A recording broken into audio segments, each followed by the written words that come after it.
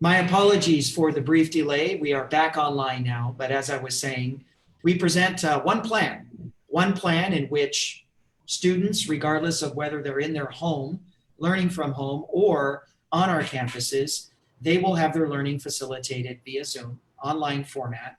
They will have access to the same resources. Our teachers will be facilitating lessons via Zoom. They will follow the same bell schedule for the school. So whatever the school's bell schedule is the bell schedule for everyone.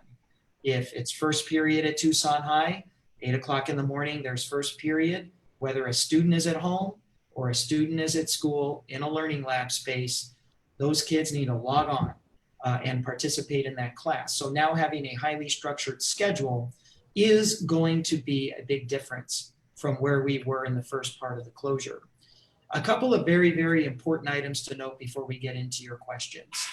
There's been a lot of misinformation out there on social media. We've seen a lot of comments that I want to take this opportunity to clarify.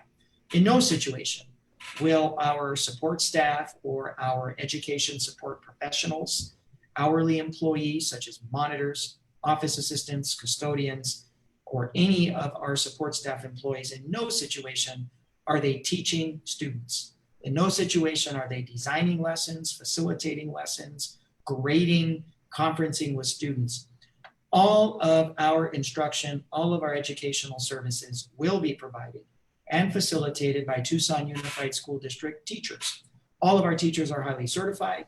They will be facilitating lessons and classes over Zoom. Whether or not the student is home or on campus, the classes will be facilitated via Zoom. Our schools will be open and available for on-campus learning opportunities if that is selected by the parent for 5 days a week, and will follow the same bell schedule as students that are learning remotely from home. Any of our students that are on campus, any of our families that select the on-campus option, they will be in learning environments with no more than 15 students. We will average between 10 and 15. This is a dramatic reduction over the normal class size, which is usually 30. And it's 26 for kindergarten, and it's 29 for anything from first grade all the way up to fifth. In the majority of instances, we believe we're going to be averaging class sizes right around 12 or 13. At our bigger schools, we do believe that we will hit closer to 15. Parents that select the on-campus learning option, their kids will get all of the normal services of the physical school. They will get transportation to and from. They will get lunch. There will be recess. There will be frequent breaks. There will be access to music and art and specials virtually. Nothing will change in that sense. I want to clear up the perception that we will be sitting students behind computers for 6 hours at a shot. Students will have breaks every 90 minutes for hand washing. In our virtual lessons, our teachers will instruct no more than 20 minutes before students will be able to use online activities to sort of break up the monotony of just one adult speaking for the whole time. There will be lunch. There will be access to recess. What this will not be is sitting a student behind the computer for hours and hours and hours with absolutely no break, with no recess, with no lunch. That is not the way that we are setting up the on-campus learning experiences. So the normal routines will apply. Our students, of course, will have access, albeit online as we start, to the special classes like music and art, PE, and other electives. We will be requiring masks and face coverings for our students and our staff, and the physical distancing of students will be implemented inside of every classroom. We will have students sitting 6 to 8 feet apart from each other. We will have students in a paperless environment, which is a big reason why we wanted to go computer-based. We wanted to be able to mitigate the extent to which the virus could transmit in the classroom by eliminating paper-based materials, workbooks, supplies, crayon boxes, pencil boxes, and just having students at a computer. We are dramatically reducing the opportunity for spread in an indoor environment. I want to, before we turn it over to questions,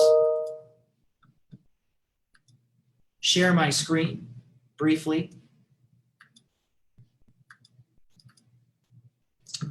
This document will be available publicly tonight.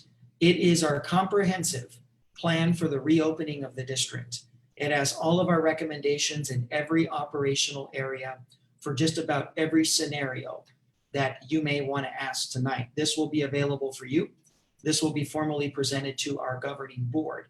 There is a table of contents that will tell you each section of our plan. For those of you that might be pressed for time, I invite you to look at the area that is the executive summary. It will give you the most important points of information that you may need as a parent or employee around health protocols, our instructional plan, our operation of our schools, early child care and pre-K, our plan for technology and the distribution of laptops, food services, transportation, staffing, communications. It's all here, and it has the specific details of the services and the parameters that are available for on-campus or remote learning or on-campus learning. This document will be public tonight. We look forward to all of your feedback, and this will be formally presented to our governing board at the July 28th governing board meeting. A couple of other items of note before we turn it over to your questions. For students with disabilities, due to the comprehensive needs of our kids, especially those that are in self-contained programs, we will be offering instruction on the campuses using the traditional instructional model as schools reopen. We are compelled to do this because of the nature of the disabilities and the comprehensive need inherent in providing the services and doing what's best for our students with disabilities. Our students with disabilities, they are placed in classes if they are assigned self-contained services that are dramatically smaller than general education classrooms, and average anywhere between 7 to 12 students. Families, however, can choose remote learning options through the registration process. If a family or parents of students with disabilities do choose the remote option, specifically referencing students with disabilities that are in self-contained environments, then the special education teacher will contact the parent and the guardian and talk about services and what those services will look like on an online basis. Parents of students who receive exceptional education services in the general education classroom, they can also select remote learning as an option through the registration process. The IEP teams for these students will convene virtually before the annual IEP due date to update the services based on the student's current needs at the request of the family. Lastly, recognizing that technology is a big need, our governing board recently approved the administration's request for the allocation of an additional $4.5 million for the purchase of 10,000 additional laptops for the distribution to students still in need of a laptop, and 1,700 laptops for our teachers that have been struggling without adequate access to laptops or antiquated laptops. We believe that this technology purchase will now allow both of our teachers and our students to thrive in this online learning environment. We, of course, understand that access to the internet remains a challenge. Our governing board have also approved, as part of the budget, $250,000 allocated towards internet and being able to pay internet service, high-speed internet service for students and families that need high-speed internet, and also for our teachers that are going to be asked to facilitate online learning. So those are the basics of our plan. And as I mentioned, my time for talking is over, and I gladly want to spend the rest of this town hall fielding as many questions as we can about our plan. Great. So Dr. Trujillo, the first question is from Michael Crichton, and he asks that since we'll be going to virtual learning, how will things like attendance be handled for students who are learning from home? And do the students need to be on the Zoom at the same time as their teachers, or can they be at a different time to account for their parents' schedules? That's a great question. And I'm going to take the attendance piece. What I've done, and this is for all of you parents out there, this is in our opening of schools manual. We put in example schedules. Great question, Michael. So I have an example middle school schedule. This is the bell schedule. This would be a bell schedule for everybody. So if we take a look at 8 o'clock to 8:50, this is class period 1. And when I say core, that means English language arts, math, social studies, or science. When I say elective, that's any of your PE or music or any of our other specialty classes. So in this case, our first core class is 8 o'clock. This is just like physical school. So the student that's in the home and the student that's sitting in one of our classrooms, they are both expected to log on at 8 o'clock in the morning and be in the teacher's virtual classroom. As all of you may have used Zoom, the teacher will be able to see the squares of every single student that is on his or her or their roster, and they will be able to take attendance in our student information management system, Synergy. So it works, in a sense, like real school. Our teachers will have students assigned to them. They will have rosters electronically. They will be able to see students according to the schedule that is set up, and they'll be able to go in and take attendance. If they don't see a student logged into Zoom, that is an absence. If the student at some point between 8 o'clock and 8:50 is able to log on, we are sure that our teachers will exhibit some grace and just go ahead and count that student present. So this is why we wanted to move to a centralized schedule, to make attendance taking easier, to make it clearer for parents, and to run it as close to physical school as possible. Thank you, Michael, for the question. Dr. Trujillo, we're going to go with one of our first questions coming from our Facebook viewers right now. Her name is Angela Francisco, and she has a question regarding before and after school programs. If those programs are going to be available and how are they going to be worked out? Thank you, Angela. Before and after school programs will be available. They will be fully open.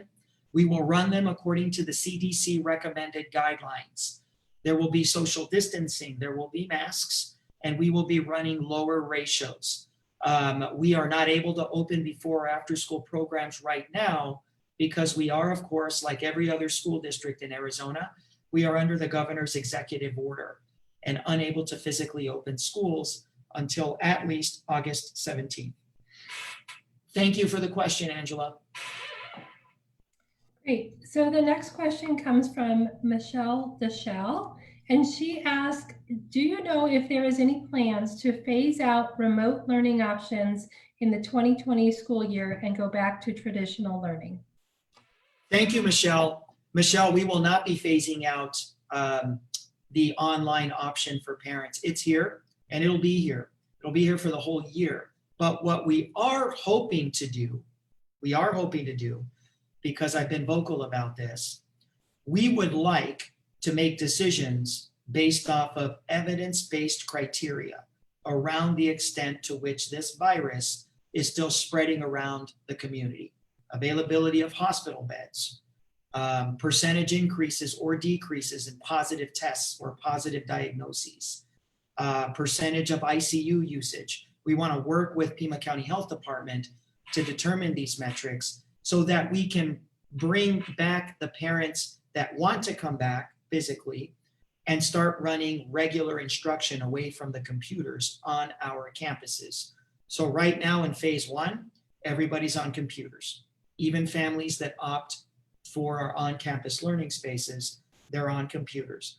But if we can start to get more positive trending around COVID-19 in the city of Tucson, we'd like to go into maybe phase 2 of our reopening, where those families that are on campus, now we can relax off of the computers and give the autonomy back to our teachers that might want to come back on site to start facilitating regular instruction. We're quite a ways away from phase 2, but that's what we want to do. But regardless of when we're phase 2, the online option is going to remain for the entire year for those families that have made up their mind and feel more comfortable just having their students at home for the year. Thank Dr. Trujillo, another question that came from a couple of our viewers on Facebook, Donna Dean and Diana Darnell. They want to know if the students that are going to be staying home to do remote learning, are they going to be receiving first services as breakfast and lunch? Yes, the students that are home, they will have access to food service.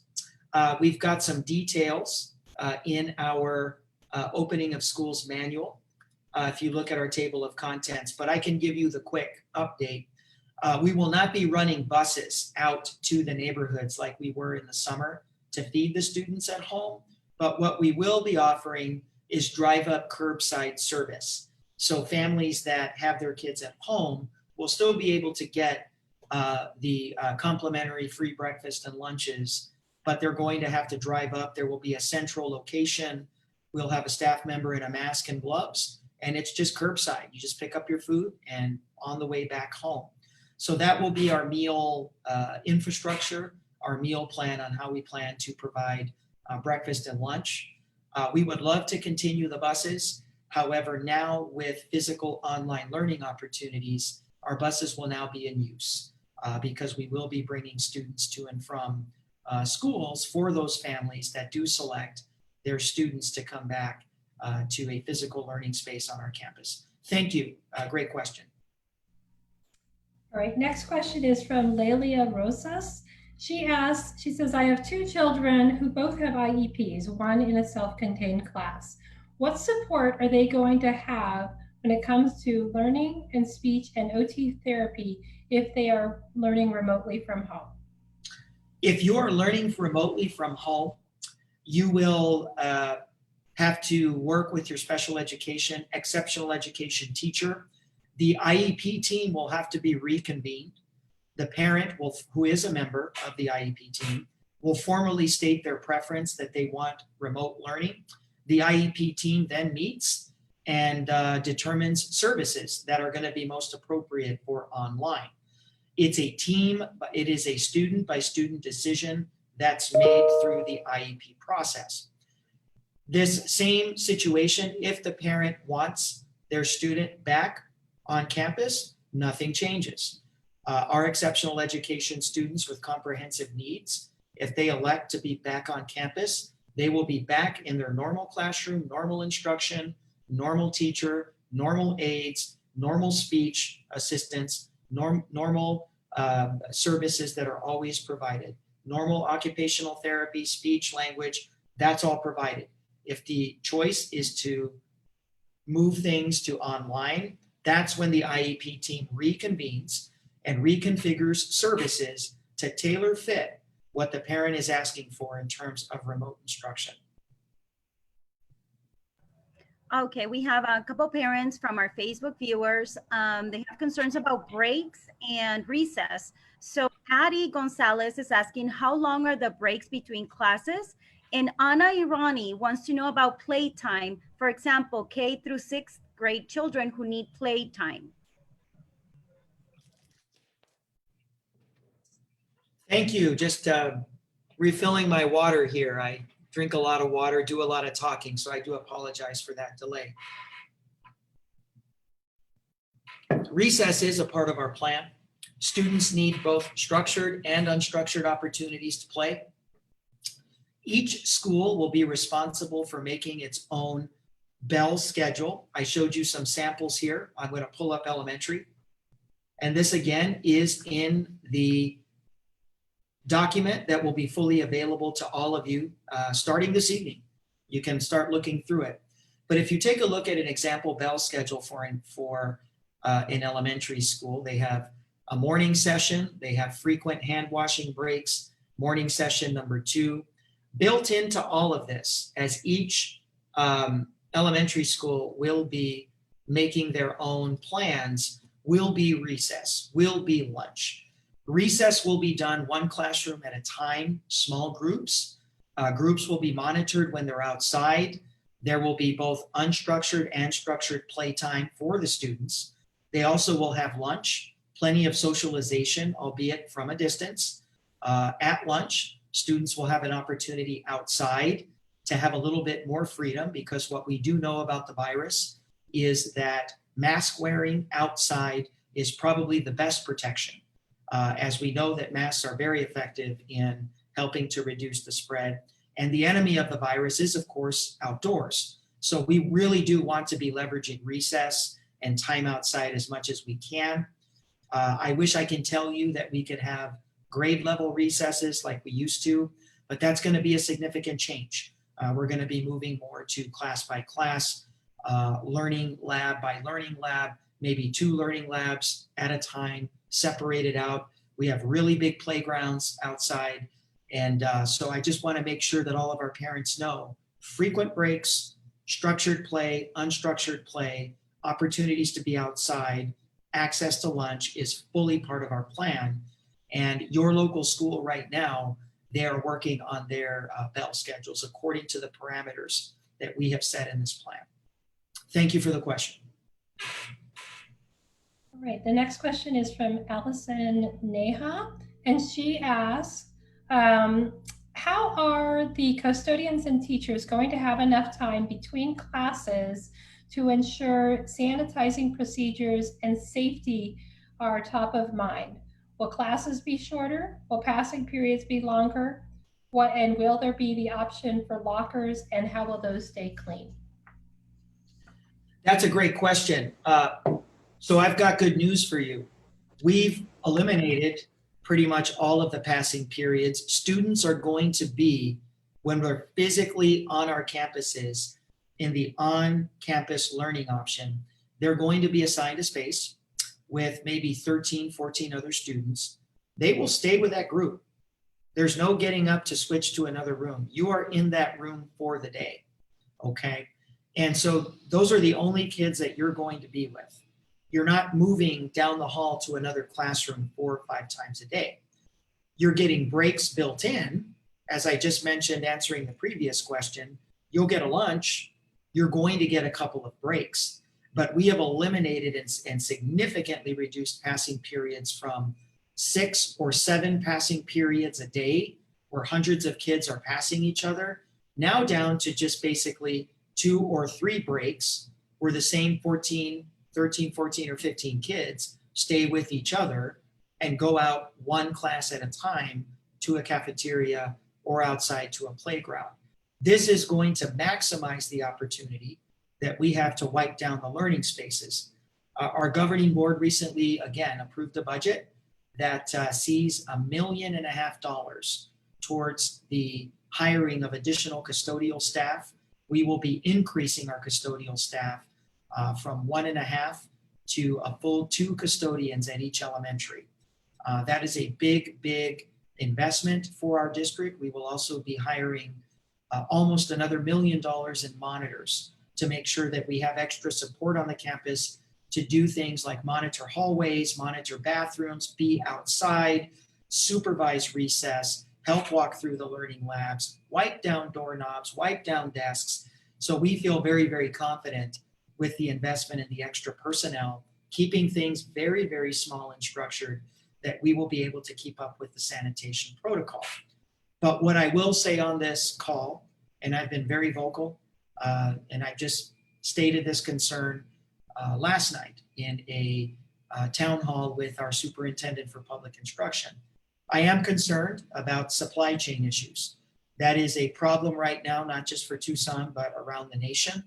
You have every school district in the country making a run on hand sanitizer, making a run on masks, face shields. We're seeing significant delays in vital resources that we need to keep up with the sanitation protocols.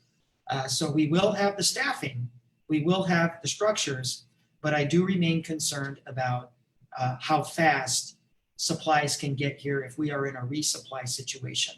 I feel good about where we're at to start the year with paper towels and hand sanitizer, disinfectant soap and cleaning supplies and masks. My fear is once we get the school year going and when we run out, how fast will we get these items? And that's where my concern about the supply chain still is very, very serious for me. So thank you for those questions. Dr. Trujillo, we have another question from Facebook from Jennifer Rocchini. She wants to know how the dual language programs will look like. Dual language programs are going to stay the same. The only thing that's going to change is your format. So if you're choosing online, you're choosing the same program, you're just going to have it delivered online. But are the structures of the dual language classroom going to change? No. Is their curriculum going to change? No. Is their model going to change? No. They are still going to be heavily focused on 90%, 10%, their ratios that they usually establish, especially at the earliest entry periods of the program. When the kids first start, it's a heavy usage of the target language Spanish first, and then gradually it backs down to a 50-50 by the time the students are in the 5th grade. So we have a wonderful language acquisition team that will be working with our dual language students. There are no programmatic changes. The only thing that changes is that you're on the computer.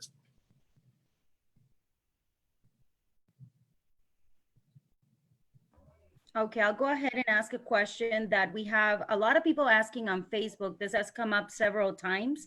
And parents are wondering, why are teachers allowed and able to teach from home, but support staff are being asked to come home and proctor? Can you please clarify that?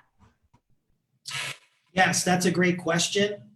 We have legal guidance in terms of this pandemic and in terms of how to handle this pandemic, that when there are employees whose job description can be physically performed from home, it is in the best interest of the city, the county, and the organization with regard to limiting the spread, with regard to limiting employee exposure to the spread, to allow those employees whose jobs could be performed remotely. The teacher fits that description. There are other employees like custodians, like bus drivers, like food service employees, who by the very nature of their work, it is impossible to perform those job duties remotely. It is impossible for our custodian, who's assigned to clean, for example, Mission View School, to clean Mission View School from his, her, or their home. So we have categories of employees that the law says, if you're going to support our city's attempts to limit the spread, if you're going to support our county's attempts to limit the spread, if you're going to support limiting the spread in Pima County and protecting TUSD against outbreaks, you need to do everything possible to limit the amount of people, employees that are physically in the buildings. And those employees whose job duties can be performed at home should be performing those duties at home. The teacher fits that description. Here's the other part of the challenge. We have a commitment to make sure that we take care of all of our employees. We don't want to lay off any of our employees. We don't want any of our employees losing jobs over this. So when we have situations like our custodial staff or food services staff or monitors or crosswalk guards or bus drivers, and if we don't have enough work for them, we can assign them other duties. If we don't have enough buses running, if we don't have enough routes running, and they are in a tough position because, like I said, their job duty can't be performed at home, to keep them working, to keep them earning a paycheck, we can say, can you help us? Can you walk through these learning spaces? Not teach, the teacher is teaching. Can you walk through these learning spaces, help us make sure that the students are wearing their masks? Can you walk through these learning spaces, help us wipe some stuff down? Can you help at recess time? Monitor, can you help us with hallway traffic? Can you help us take control of the bathrooms? That is why you have some employees that are on the campuses and that there are some employees that are going to be performing their duties remotely. There have been clear identifications in several board meetings now of employees that their very job duties are essential to the actual physical operation of the school district. And it is impossible for them to perform those duties at home. Their very jobs keep the lights on in the Tucson Unified School District. Custodians, bus drivers, food service, HVAC technicians that are in charge of our HVAC systems, our air conditioning systems. These are employees that answer the call each and every single day because their job duties require them to come to work. That is why we have the two categories of employees. And it's not because we prefer any employee over, all of our employees are important. It's not a question of preferences. Our teachers will be working as hard, in fact, harder than ever. Their job is radically changed. Just because they're working remotely does not mean they're not working. They are still in charge of grading. They are still in charge of attendance. They still have to lesson plan. They still have to lesson design. They still have to manage their sections and their classes. So this is something that we are doing, not in the spirit of favoring one group over another, but in the spirit of supporting our mayor, who's making every attempt to limit the spread in Pima County with her mask ordinance and also with encouraging organizations to allow their employees to work from home when it's possible, when their duties can be performed from home. This is a great question. This is one that I wanted to answer. So I really appreciate you bringing this forward. Great. Thank you. Okay, the next question is from Allison H. And she says, my daughter's a senior at Saguaro High School and plays volleyball. Can you provide any input on if there will be sports this year? And if so, will spectators be allowed or will games be live streamed? That's a great question. So what I'm going to do, Allison, thank you for that. I've got some good news. I'm going to get to the sports section of this document so you can follow me and those of you watching on my share screen, I know we had a food services question. We've got it right here in the manual as well, page 19, as I flip forward to sports. So for interscholastics, Allison, we will be having sports, okay? Our goal is to get sports up and running. We've got 3 phases planned for our student athletes. Right now, we're working to get phase 1 going, okay? Phase 1 is the first step in bringing back all of our sports. Volleyball is a fall sport. They are the first sport that we are looking at bringing back for phase 1. When we're talking about phase 1, what your daughter can expect and what her teammates can expect, no gatherings of more than 5 to 7 people for the practices. Locker rooms are not going to be utilized. We're going to be keeping everybody either in the gym area or trying to do as much as we can outdoors. This can affect practice times for volleyball. No, we don't want our young people practicing outside when it's 115 degrees. You will probably see the coach now start to adjust practice times, maybe a little bit later in the evening, maybe a little bit earlier during the day. We're asking that workouts be conducted in pods of students, like groups of 5 to 7. You'll see the coach break up the team into squads of 5 to 7 so that we have smaller groups.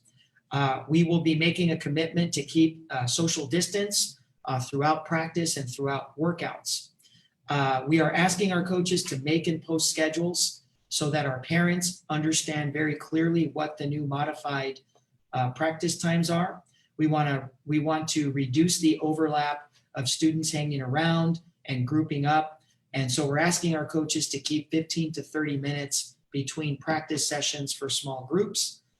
Groups of less than 7 is our recommendation, but we understand if some of these groups get towards 10. We are not allowing drinking fountains. We want our parents and our athletes bringing water containers. We're asking for masks or face coverings. We will be very, very liberal and generous when hard exercise is being performed. I'm a former athlete, high school athlete and college athlete. I did track and cross country for many years. I had several friends that played volleyball. If I'm racing a 5K, I'm not going to do that with a mask. So I think when we're talking about hard workouts, we're going to be graceful with masks because it is harder to breathe. It's more demanding. I think the mask is more for arrival, departure, walking around, team meetings, when we're standing around. When we're in the throes of a workout, we're going to be very, very understanding with regard to our athletes' capacity to have a mask on during that time. We're not going to have locker rooms open, only the bathrooms, but we're going to be monitoring those bathrooms and no equipment outside of the weight room. We're going to be cleaning equipment very, very aggressively. And of course, our gyms will be sanitized after each and every group. I'm concentrating on phase one because this is what's going to be coming at you and your daughter fairly quickly. I do hope to be at phase one in the next 3 or 4 weeks. That's our goal. We do believe that we can get to phase one if some of the downward trending that we're seeing continues. Interscholastics will return a little quicker because we're dealing with much smaller groups, and we're not dealing with groups of kids sitting in a physical space for 4 or 5 hours. So that's a little bit of good news for you. I invite you to take a look at the other phases when we get to phase 2 and then when we get to phase 3.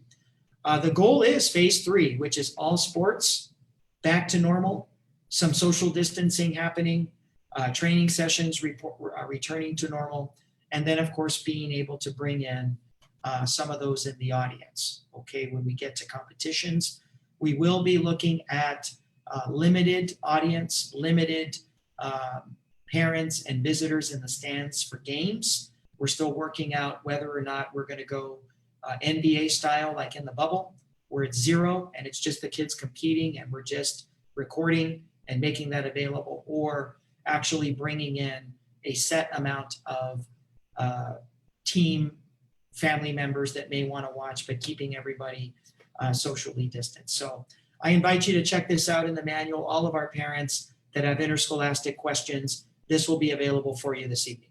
Thank you. Great question. Dr. Trujillo, we have a question from Facebook from Jana Ravel. She wants to know, and a lot of parents are in the same situation, what is the specific plan that the district has if students or staff are exposed to COVID? Thank you very much. I will get to this section of our plan.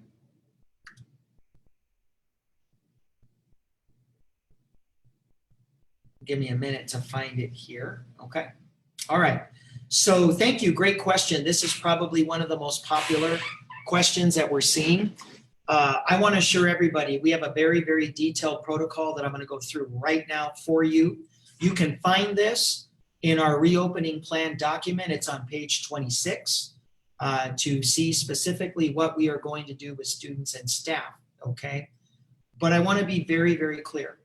Okay, before we get into this. The Tucson Unified School District, we are an educational institution.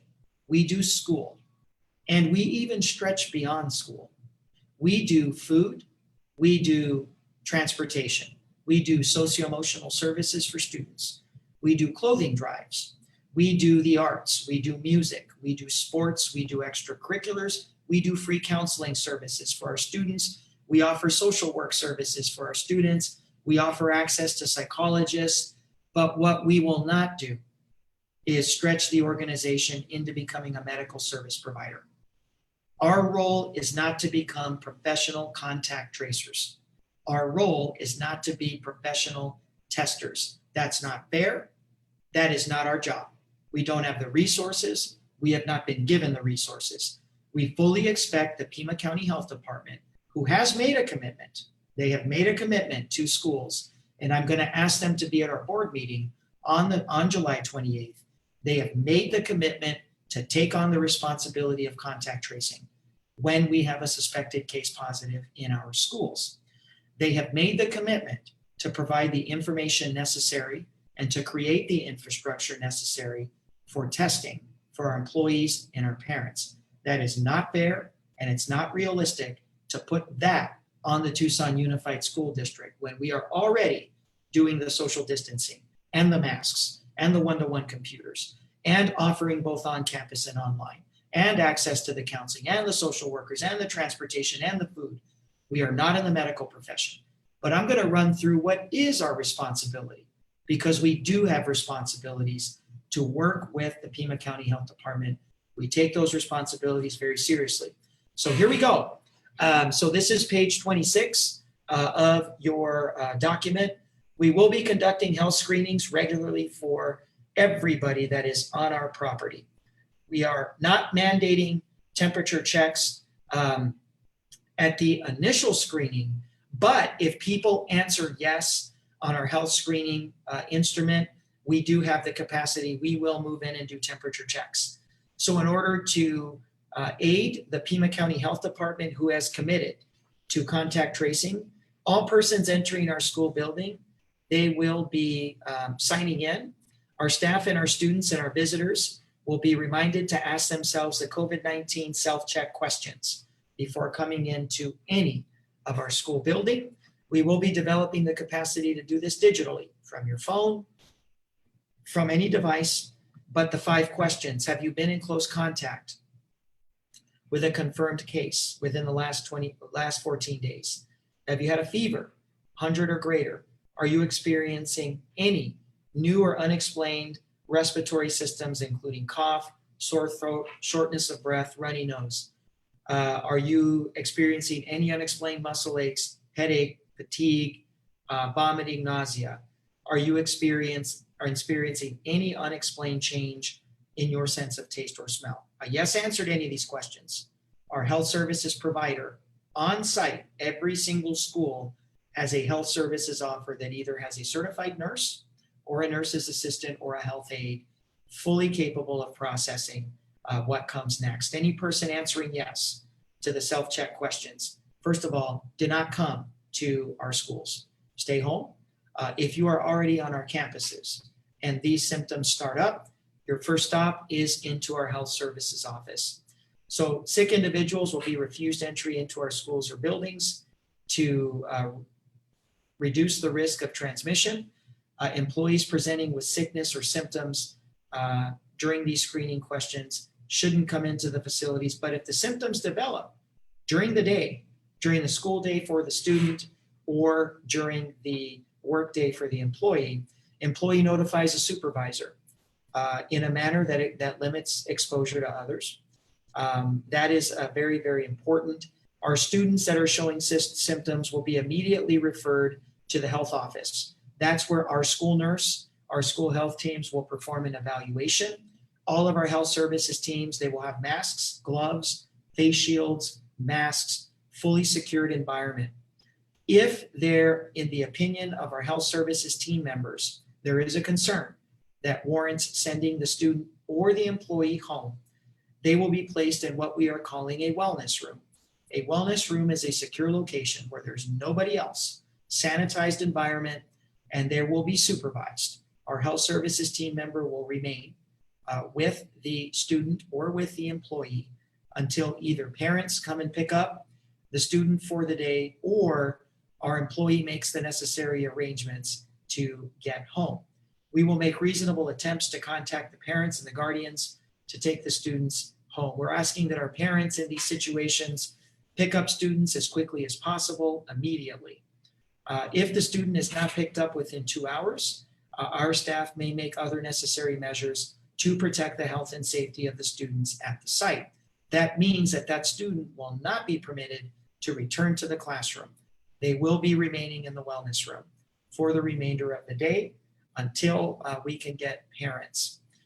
Individuals that have been sent home with COVID-like symptoms or believe that they have COVID-19 or have a positive test result, they will isolate at home for 10 calendar days. So good news for the students. Students, if we have a student that is on campus and they're presenting with symptoms and our health services provider on campus says the student needs to go home and be in a quarantine situation for at least 10 days. Education is not interrupted because everything is on the computer. No change. That student that was learning from the teacher on the computer sitting in one of our classrooms simply goes home. Education is not interrupted. They still have access to their teacher. If they need a device, the school will check one out. If the symptoms have improved before the 10 days have elapsed and this student is fever-free for 24 hours, the individual may return to schools or other district facilities with evidence of 2 negative tests facilitated 24 hours between, or present a medical provider's order that the individual is not contagious if a parent or staff member reports a positive COVID-19 close contact in their home. All the individuals in the residence will be required to remain quarantined for 14 days unless otherwise directed by a healthcare provider. Record keeping for the waiting period will be managed by our TUSD Health Services. That's our responsibility. We will own that. And school front office staff. COVID-19 related symptoms and positive cases must be coded appropriately in our student information management system. Here's where Pima County Health Department comes in. We are in the identification business. We are in the secure business. If we have somebody presenting with symptoms, we'll secure them in a wellness room. We will communicate. We will get parents to come pick their student up. We will trigger a quarantine. We will make sure that the student has no interruption to their education. They'll still be able to learn online. That way they won't be marked absent. They won't fall behind on their work. We will make sure that they have all of the same access that they have. But now Pima County Health Department takes over. For students or staff members that receive a positive COVID-19 diagnosis as identified by the person or that person's medical provider or the Pima County Health Department, we will be formally reporting to the Pima County Health Department, and we will be working with their team to follow all of their direction as they take over contact tracing. One of the things that helps the Pima County Health Department is us keeping kids together. When we keep the same groups of students together through their time, even for their breaks, even for their lunches, it's easier for the Pima County Health Department team to come in and do the contact tracing. They're not going to have to do a phone call with 30 different people. So we're trying to do our part to help them. So they will come in and then they will give us guidance on where we're at. In our comprehensive opening of schools manual, you will see our guidance and recommendation for when we would look at closing a school on a school by school basis.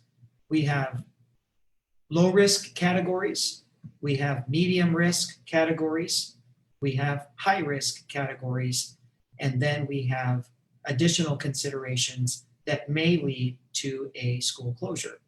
So when we're talking about low risk, we maybe have some students and staff members just telling us, hey, look, I had just some normal casual contact with somebody that may or may not have been COVID-19 positive. Symptom-free, I'm symptom-free. I'm not exhibiting any symptoms. I've done the quarantine thing. So our recommended action here, probably not much. We will just continue with our monitoring. We probably would just continue to aggressively clean the spaces that this person was in. But let's go to high risk. Now let's say that we have students that, or a staff member that says that they're tested positive for COVID-19. And we followed all the protocol that I just talked about right now. And then we start to have multiple students displaying symptoms. This is where we're going to consider closing the school. We're going to work with Pima County Health Department. This is where we would trigger a deep cleaning of the school. And then this is where everybody that was affected by the closure, this is the advantage of having one computer-based model. If we were in a high-risk situation and we had to close a school because we had multiple closures, every student in that school that was learning, sitting in the classroom online, no interruption. They just go home. We check out computers to them. They still do their lessons. They still get the same teacher. They're just doing it from home until the quarantine is over. So this is probably the most important part of our reopening plan. This is what our parents are worried about. This is what our employees are worried about. We've dedicated several pages to the plan for when people present with symptoms or when we have case positives.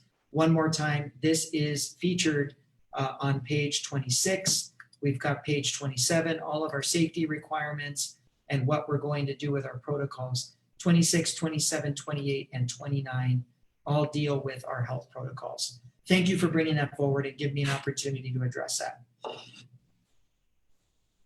Great. Okay, so our next question is from Ashley Rogers, and she says, my daughter is in pre-K, and I worry about her safety and missing out on this great program since they will not be offered virtually this year. How can you or the district ensure that the students are wearing their mask and maintain cleanliness so that COVID does not spread within the classrooms? That's a great question. See, I'm following one of the 5 right now, just doing the hand sanitizer. And yes, I had my mask. Had it on when I walked in from the car. So I want to explain why pre-K and our families that are in our early or infant early learning centers, which are known as IELCs, why they are still receiving regular traditional instruction. And by the way, our preschools will be fully open once we are permitted to physically open. Of course, right now we're under the governor's order, but once we are ready to physically open, preschools will be fully open. And the reason is, there's 2 big reasons. Number one, all of our students that are in kindergarten through 4th grade, which are termed our lower grades, technology has been a part of their daily routine for years. All of our kindergarten through 4th graders, they're used to using tablets. They're used to using iPads. They're used to using our Samsung tablets every day in their reading rotations. They use them to get on Clever. They use them to get on and use things like Imagine Learning or Success Maker. So for our little ones, using a tablet is not new. This is something they've always done, kindergarten through 4th grade. That's not the case for preschools. Our preschools haven't had any experience. Our preschool kids have not been getting on tablets or laptops on a regular basis. At that age, it is extremely difficult, and it's not necessarily reasonable for us to expect our teachers, our preschool teachers, to fully engage a preschool age child as young as 3 or 4 years old on a device and on a system that might be beyond what they're able to do at that point in time. That's the reason why we have opted, that's the first big reason why we have opted for just regular instruction at the schools for preschool. The second reason is access. Not all of our families have the ability to stay home with their preschool child and really work with them and sit by them on that device. And we have a lot of our preschool families that need to be on site in order to get the benefit of pre-K instruction. The good news is we have been running pre-K instruction and childcare at the district's 2 infant early learning centers, Brickta and Shoemaker, this whole time throughout the closure, and we have been fantastic. I want to compliment the director, Mrs. Reen Kievit, and her staff and her coordinators and our hardworking staff at those 2 centers. We have run a great operation, no shutdowns. I'll knock on wood right now, okay? But at this moment, we have gotten from March all the way up to present day without having any outbreaks or having to shut the centers down. In fact, the only time that we had to shut them down or one down was today. And that was because of the thunderstorm that took out a transformer and took out the air condition and the lights and the electricity out at Brickta. So based off of what we've seen from the success of providing services to this age since March, in the last 4 months, and not having any outbreaks, we feel very, very good about implementing the same safety protocols, the same sanitation protocols that are in our pre-K and early childhood learning classrooms at Shoemaker and Brickta, and putting them into our preschool classrooms and keeping everybody safe. So we feel very confident in being able to bring our pre-K instruction back in person. Thank you for that, Dr. Trujillo. We're running out of time, so we're going to go to our very last 2 questions. I know there's a lot of more questions on Facebook, and we will go and monitor those and try to answer to the best of our abilities. But this is one that keeps coming up, and one of the parents that asked this question is Monse Robles. She wants to know if she chooses online at home, and once the schools are able to operate with the students and the teachers physically in the classroom, will they have the option to go back to the classroom if they chose homeschool? Yes, you will. Now, here's what I need everybody to understand. This decision is going to be based off of space. So I'll give you an example. Let's take a school like My home school that is nearest to me is Drockman, as I live in the Armory Park neighborhood, and Safford. Safford's close to me down the street as well. Let's say that Safford's third grade. They've got 3 learning spaces at the Safford campus, and our max is 15. But these 3 learning spaces each have 9, 8, maybe one has 11. They're well under the 15. But there's some Safford third grade families that are learning from home, and their situation has changed. Now they have to go back to work, and their boss or their supervisor says, you're out of time, can't have you staying home anymore, your job, I need you back. And because of the need, now they need to select on campus. As long as those classrooms have room, and in this case they would, we would be able to have those families come back in, okay? But let's say that Safford was slammed and every classroom at Safford was being used and it maximum out 15. That's the max that we could do with distancing and still be safe. Then the family would have an option. Wait for the next 9 weeks, or let's take a look at a nearby other school that might have space in a computer lab where your kid could still go, get access to their teacher, their Safford teacher, still get lunch, get breaks, get recess, do all of those things. So that's how we would work that situation out, okay?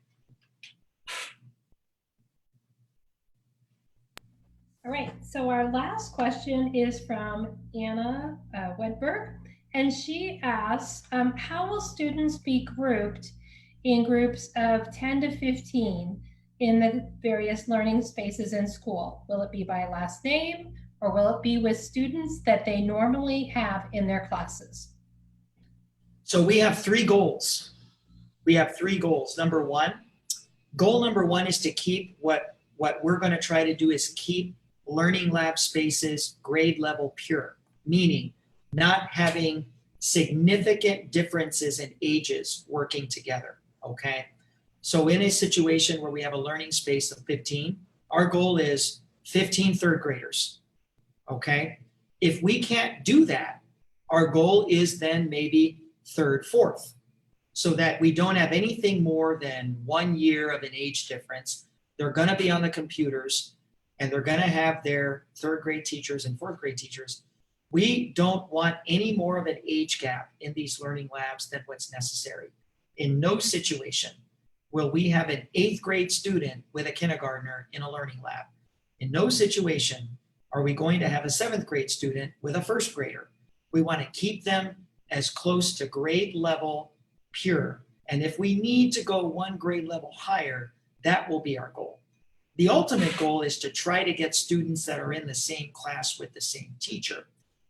That will only happen if we have our teachers volunteer. And we have teachers that are volunteering. We do have teachers that have said, I want to come in. And if our teachers volunteer to come work in their classrooms, we will make the arrangements for their on-campus students to be with them. And in that situation, that teacher that is actually in their classroom, we will put 15 of their students with them in their learning lab. So thank you for that question. Those are important details that I wanted everybody to know. Great. So I know we have a lot of other questions to be answered, and we will definitely go through Facebook and answer those for everyone. Dr. Trujillo, thank you for your time. Do you have anything else that you would like to mention before we wrap up today? I want to plug, if you have like a lot of logistical questions, this manual is great. This is, I think, what the public has been waiting for. You can read it, be ready to go, submit. If you read this and you still have questions, Answers 2020 is great. Our leadership team reviews that each and every single day to try to get as many questions as possible. If you have not yet been to our website, I'm going to pull it up here, TUSD.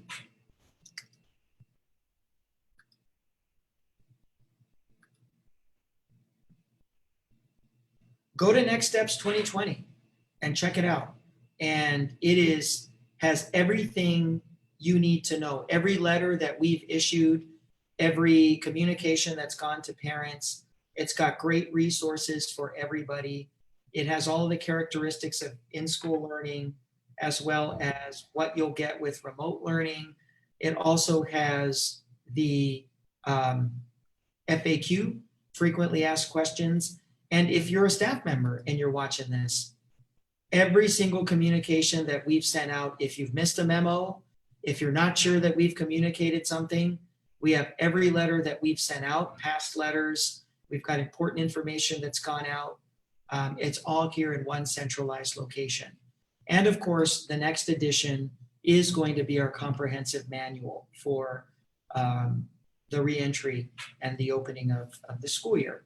Last thing as I leave you, and I've said this several times, my goal is not to stay with this everybody behind a computer model. I don't like it. I don't want to have to do this.